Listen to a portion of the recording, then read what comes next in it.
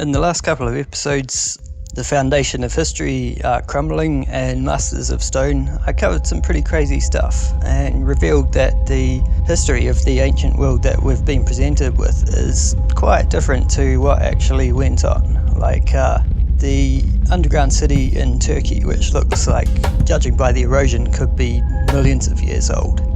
And a seemingly worldwide civilization who could do incredible things with stone, backed up by evidence of almost identical techniques and a testimony from New Zealand professor Barry Brailsford of the oral history of the Waitaha, who described their ancient voyages and in their oral history exactly where they came from. Part 3 is going to cover some even more outrageous material. I hope you enjoy watching it as much as I've enjoyed putting it together.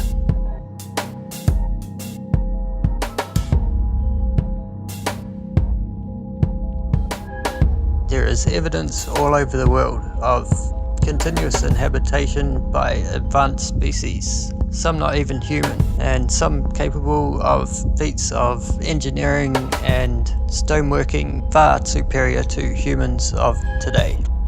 It's likely some of these are creatures of myth and legend as well as oral history, and some even seem reminiscent of creatures of the Old Testament.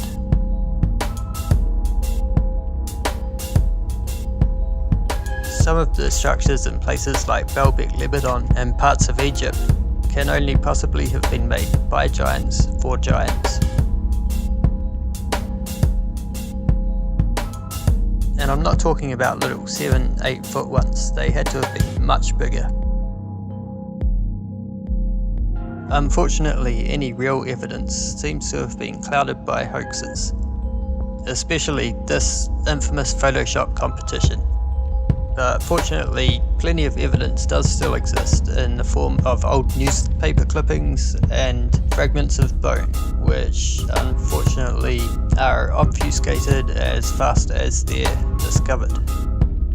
You might have heard of the alleged cover-up of giant skeletons by the Smithsonian. Well, it turns out it's official. They've admitted to the destruction of thousands of giant human skeletons, some up to 12 feet tall. Sad and pathetic. At the other end of the scale, we find evidence of dwellings, underground cities and mines which can only logically have been built by little people, for little people, reminiscent of Tolkien's dwarves. Evidence for this, such as the Flores Island Hobbit, has been written off as recently extinct hominids, predecessors of modern Homo sapiens in the Darwinian model. This totally disregards testimony of earnest natives who apparently have seen them up to recent years.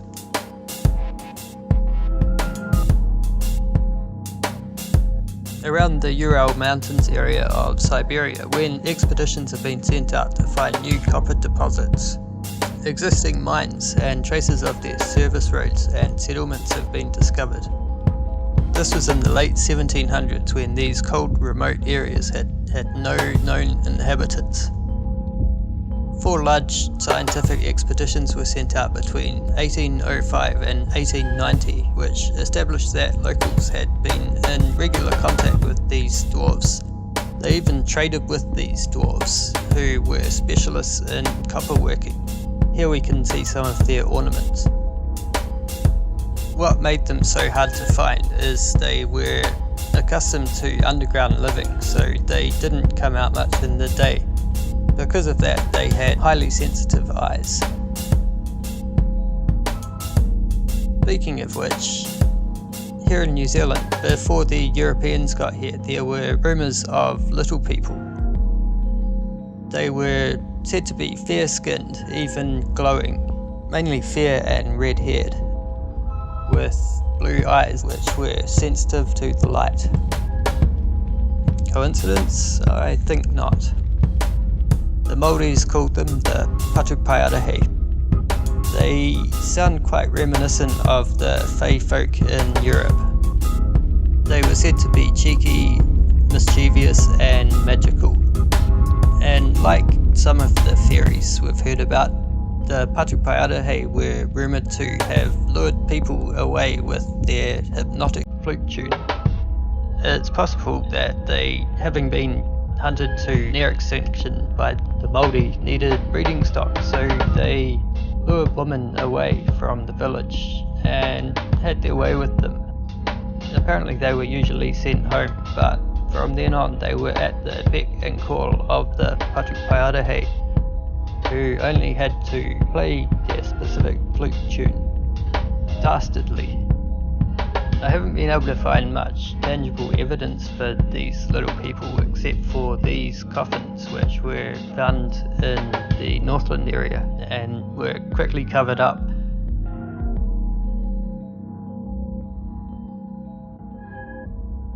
But just yesterday I found this.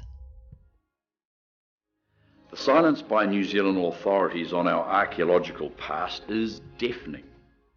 None more so than in the Northland Waipua forest, where in the late 80s, $2 million was spent of taxpayers' money on an archaeological exploration which discovered evidence of an ancient civilization in a small section of this vast forest.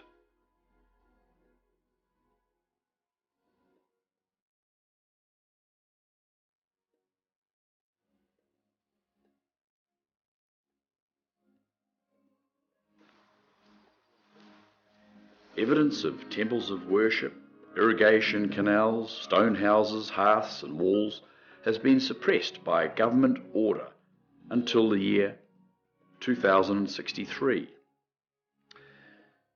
The big question is, why is this information suppressed? The government must come clean on this, and we as a nation must cooperate to learn more of our past and celebrate these very early mathematicians and surveyors who are the real tangata whenua of New Zealand.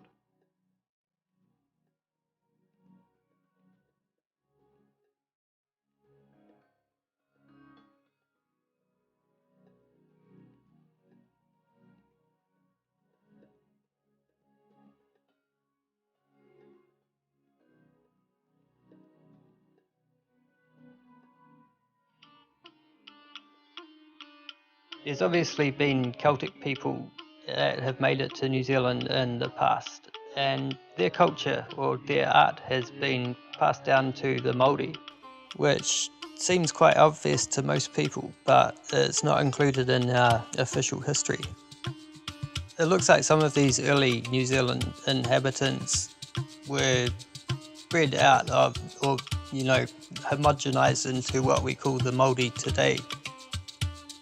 The peaceful tribes probably didn't fare too well.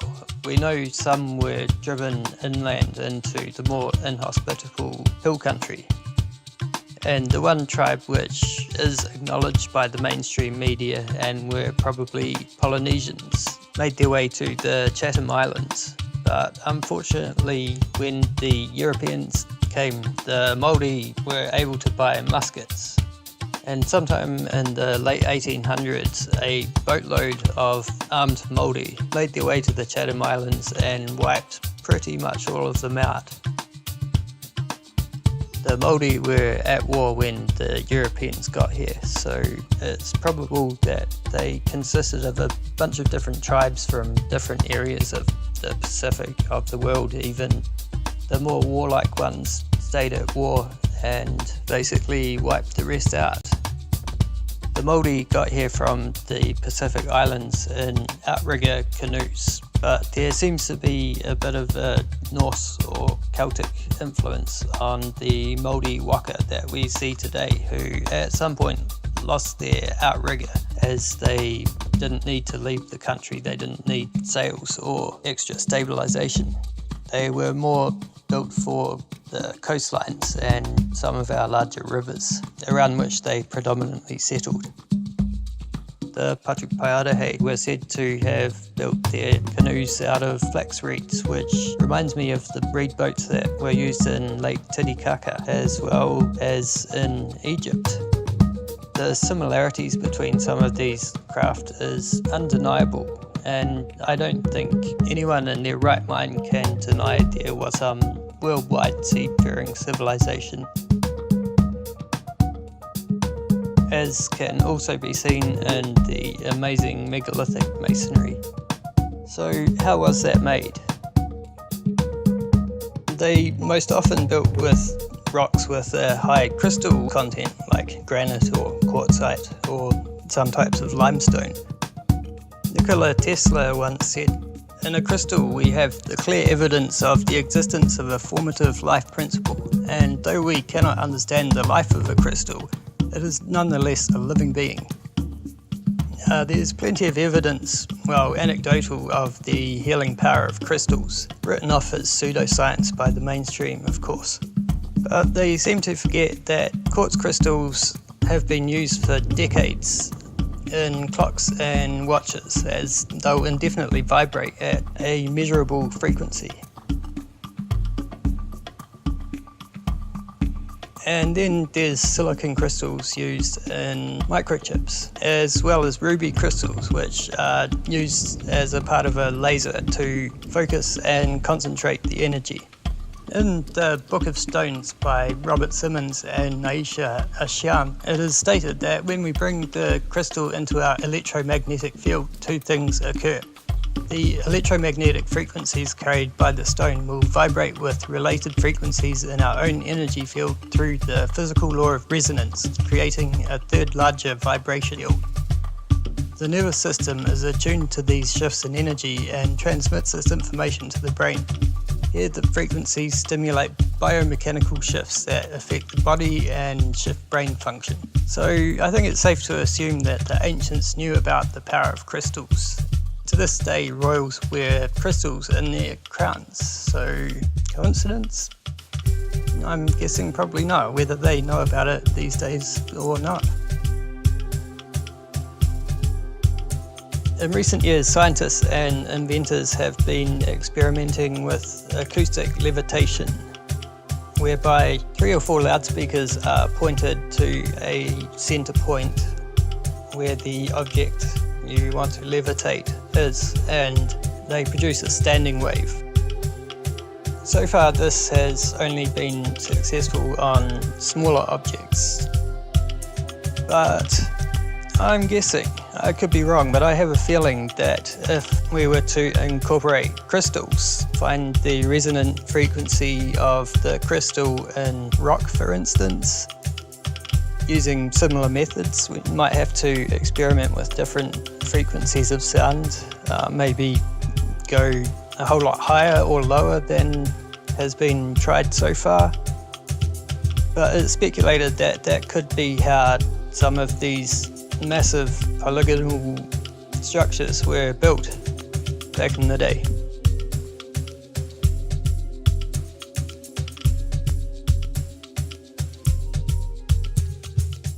Contemporary mad scientist John Hutchison performs similar levitation, but instead of using sound energy, he uses electrical energy by pointing 2 Tesla coils at the subject. I'm guessing it's a similar principle, using a standing wave of electrical energy, but don't quote me on that one.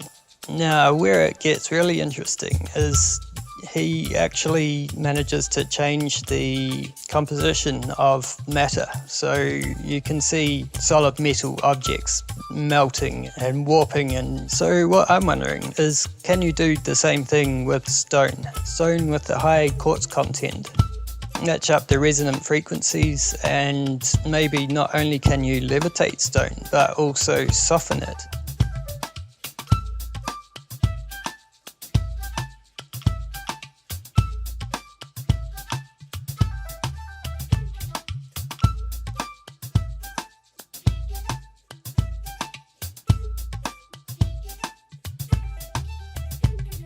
There's a lot of evidence on ancient megalithic structures of rock which has been softened and then basically carved or moulded like clay.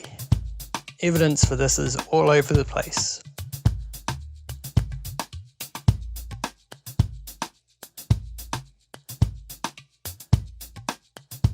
It really looks like the stones were softened in place, kind of squished together, so it looks seamless, Like, seriously, imagine doing this manually with hammers and chisels. The concept is just crazy. Like, to me, that is much crazier than these alternatives I'm exploring here. But if it's still too far-fetched for you, there is even evidence around that granite used to be soft at one point. We all know about the infamous dinosaur footprints with human tracks sort of going in between them, like they were made at exactly the same time, and they probably were. Geologists will tell you this is impossible and it must be fake because, well, it's just not how granite forms, but we have the evidence. Like, look at these so-called cart tracks in Malta. We're looking at hard granite, which obviously was once some sort of soft, muddy or clay-like material. So, an interesting theory, but in that case, how would the soft megalithic structures have stayed intact this long and subsequently hardened? I think it explains the cart ruts and the tracks, and this giant footprint made famous by Michael Tellinger, but not the polygonal masonry.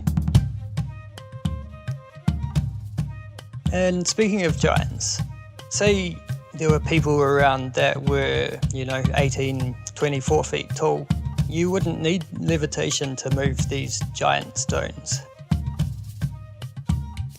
I mean, maybe the 1,000-ton ones that we find used at Baalbek, that could be a bit of a stretch, but these 2 to 60, 100-ton ones even, that'd be pretty easy for a bunch of giants of that stature.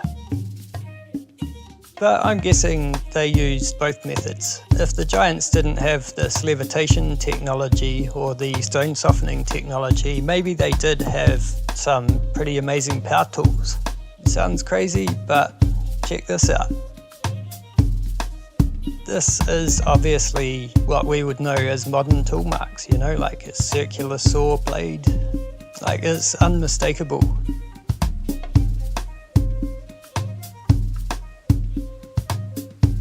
This is Turkey, but we see similar evidence in parts of Egypt.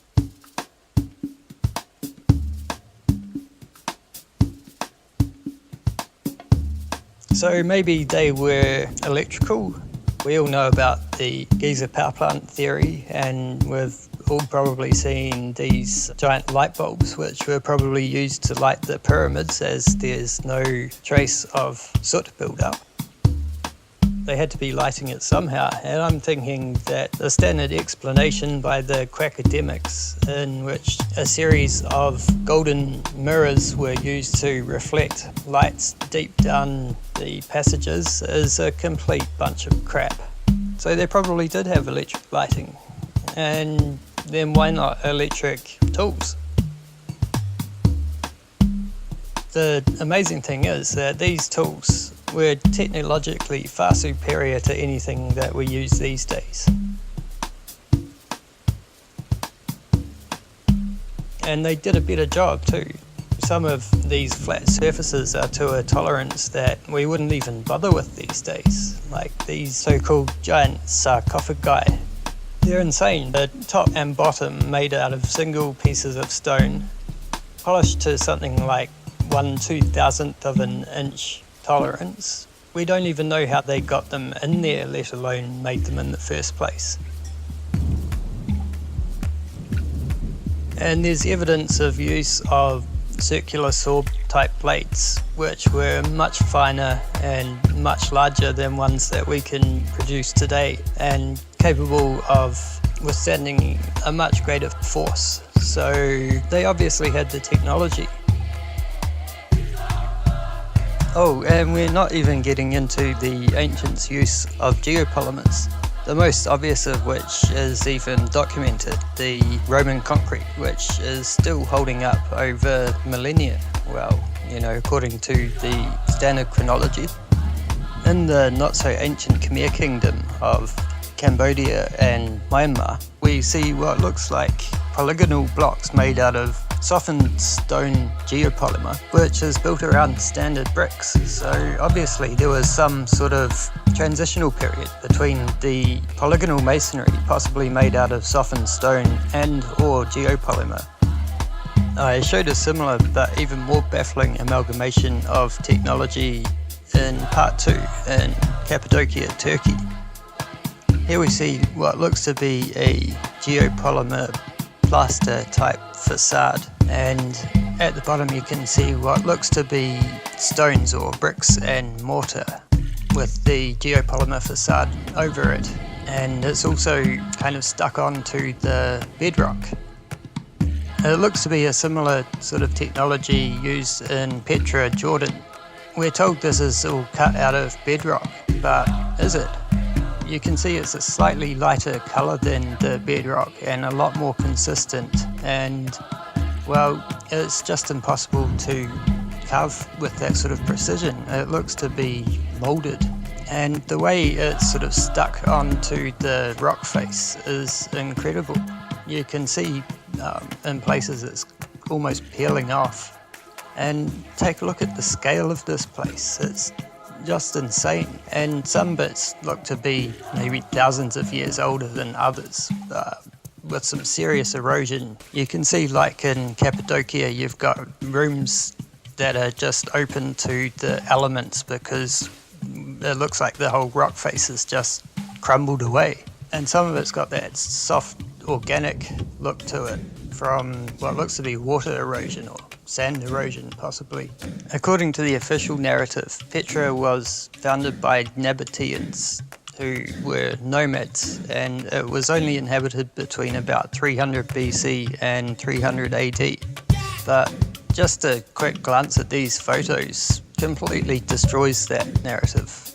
Obviously, like the underground cities of Cappadocia, this goes back much further, and most likely it's been inhabited by a lot of different people. So there's definite similarities to the underground city of Derinkuyu, which I showed at the start of the video, but what might surprise you is that there's similar underground cities or networks of tunnels in Bulgaria, Iran, India, Italy, Spain, China, Switzerland, Georgia, Syria, Romania, Afghanistan. I could go on, but for more details, check out www.megaliths.org. It's got a lot of amazing stuff on it, which is where I found a lot of the material I used in these videos. So gotta give her the thanks she deserves. And definitely check out her YouTube channel, which is called New Earth. Here's a link below.